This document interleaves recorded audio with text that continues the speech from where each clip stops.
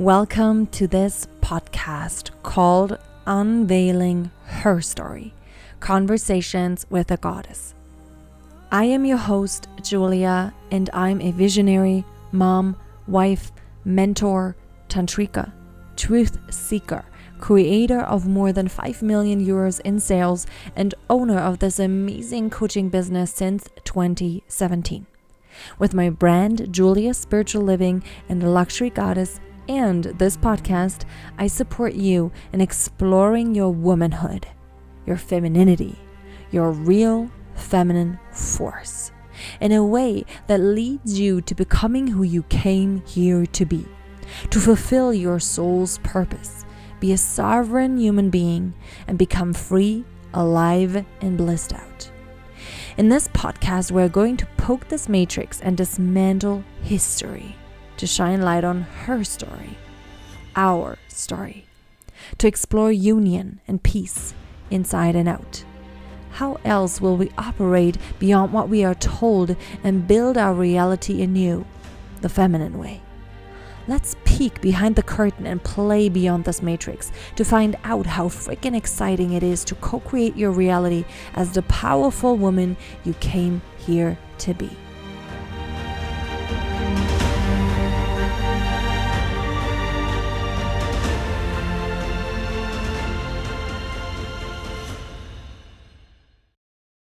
Welcome to a new episode, which is going to be a little bit like a mentorship, a little bit like a coaching episode, where I'm going to share about something that has come up in all my calls last and this week, in my containers that I'm currently holding space in German language right now. So I'm going to go right in and start right away with what I want to say, which is the following. So women come to me and they say, for example, I don't like sex. I don't like how that goes, right? Or business owners, women that come to me say, I do not like marketing. I don't like selling.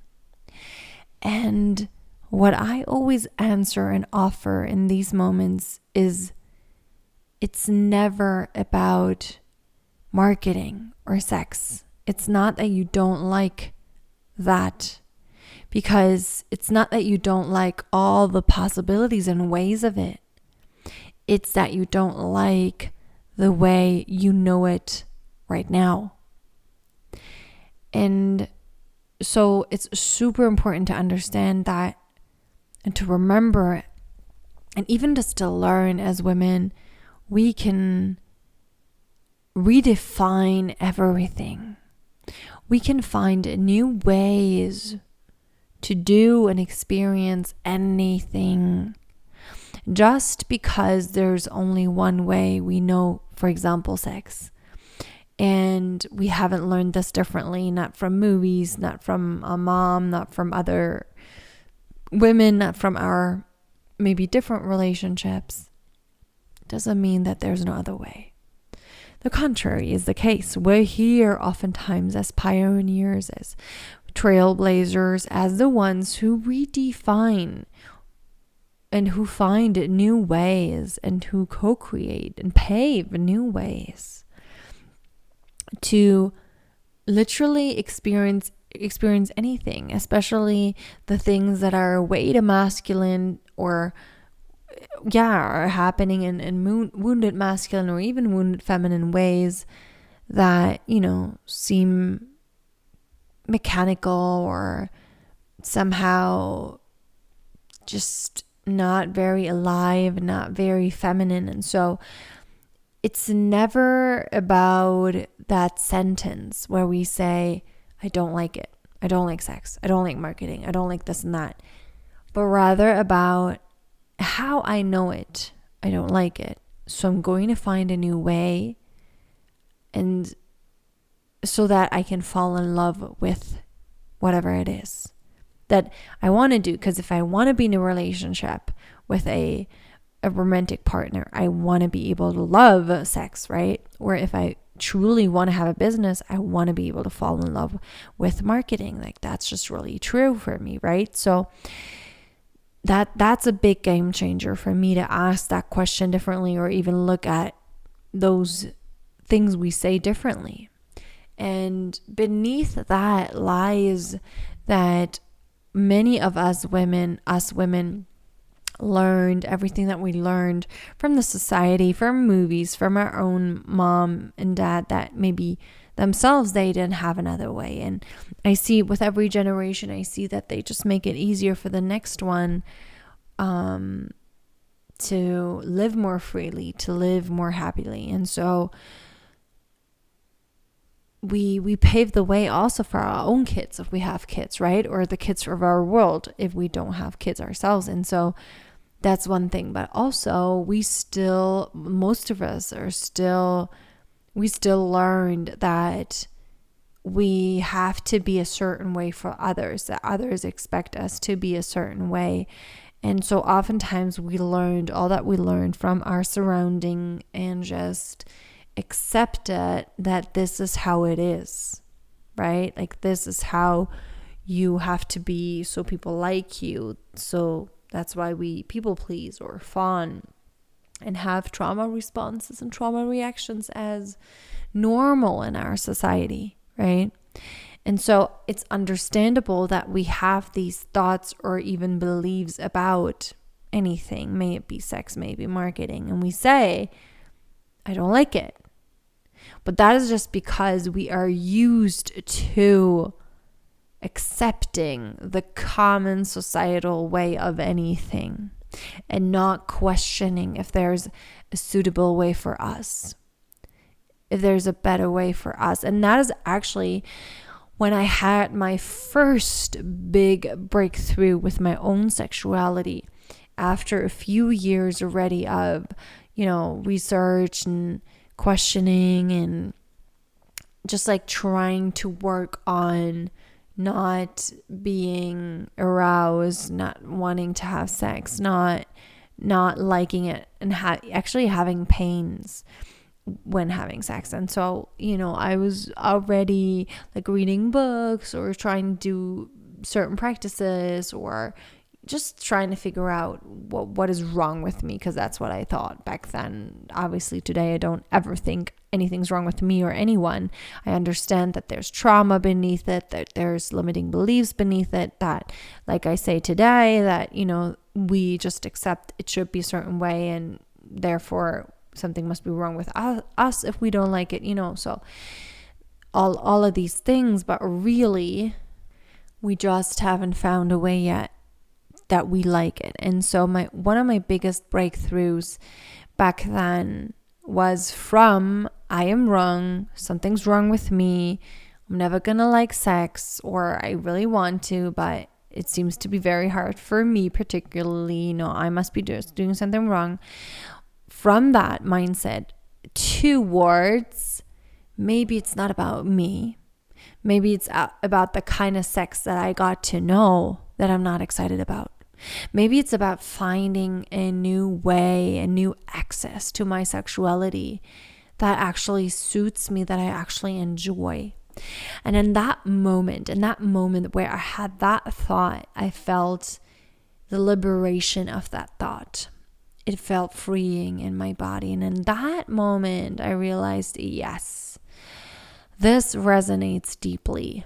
This feels true. And this is the path that I'm on. And ever since then, I found beautiful ways to actually love sex. And anything for that matter, where I had that belief of, I'm wrong, it's my fault, all the things, me. Instead of, let me just find a new way. And so I love that so much, because that was in 2019, 2020 maybe. And I had already tried for many years and had not found any way to change it, because my mindset always was, I'm wrong, something's wrong with me. And therefore, that wasn't really very productive. That was very counterproductive, right? But when I started thinking that there's never actually anything wrong with me. Of course, maybe I'm traumatized. Maybe there's something to integrate. Maybe there's something to unlearn or learn. Of course, yes. But never that I am wrong. Never that anyone is wrong. Never that anyone isn't whole yet, because we all are. It's just about, right? Unlearning, learning, integrating trauma, all the things.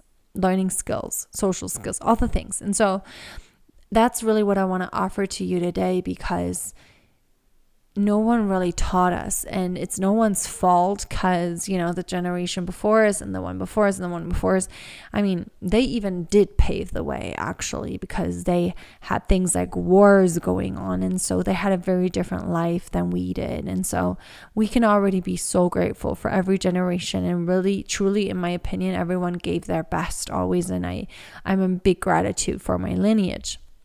Yet no one taught anyone in the lineage how to feel their own needs, how to be connected to what you want, how to be in creative flow with anything that you can co-create, and understand that you can co-create anything, that you're never really stuck with anything. And so that's one of the biggest things in our generation now, and I believe even in the next one, to again and again and again and again practice and focus on how to feel your own needs, how to be connected with them, how to make sure they're met, and to really be connected with us, to be regulated, to know how we truly feel happy and satisfied and just very embodied in our bodies, so that we never ever lose the connection to that again, but even strengthen those. It's same with boundaries. Most of us didn't learn boundaries at all, and so it's on us to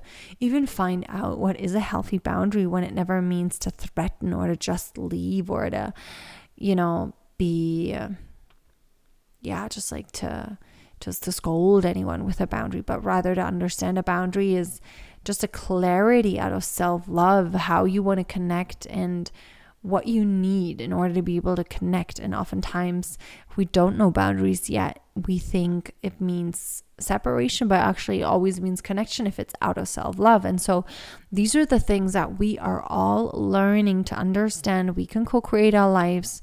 We can co-create relationships. We can co-create anything, because, marketing is relating, it's communicating.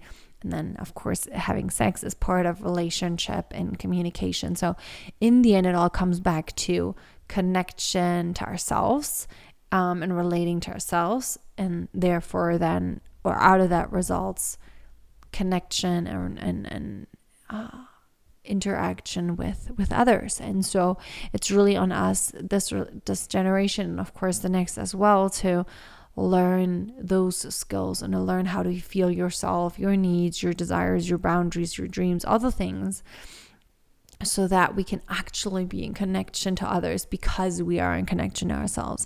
And then we want all the things. Then we say, yes, I'm in love with anything that we want in our lives. May it be sex, may it be marketing, may it be anything. Just, I'm using these two examples again and again just to prove my point, and to make the point, not to prove it, but to make my point. Because we understand it's about how we like it and how we find the access to it, and understanding we're co-creators, we're the co-creatrix always. And so that's a sweet and short episode, but I think I'm already going to leave it at that. I hope this served you.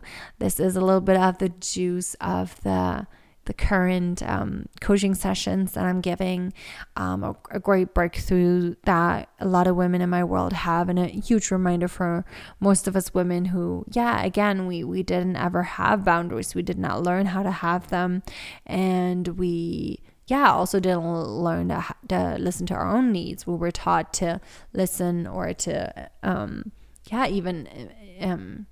kind of like anticipate other people's needs before feeling into our own. And so it's on us to unlearn that.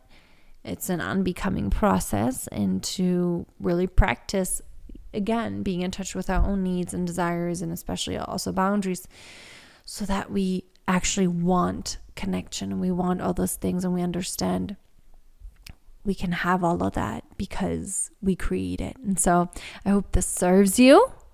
If you have any wishes for the next episodes, let me know. And I'll catch you next time. Lots of love.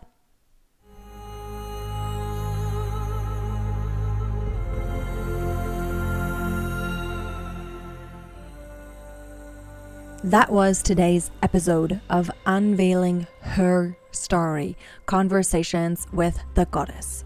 I hope this episode and the whole podcast serves you. And if it does, I invite you to leave a 5-star review on Apple Podcasts or rank the podcast 5 stars on whatever platform you listen. And or subscribe, comment, or share, whatever feels right to you, so we can let all the women, all the truth seekers, tantrikas, priestesses know that this podcast is here to serve and support them as well. You can find information about current offers in the show notes. And if you have any questions, just shoot us an email to info@juliaspiritualliving.com. Connect with me on Instagram, YouTube, and TikTok. You can find links and social media handles in the show notes as well. Thank you from one woman to another. I deeply appreciate you seeking pleasure in this life and rising for you, your immediate surrounding, and for this whole world that we are co-creating. I'm so looking forward to our next encounter. Yours, Julia.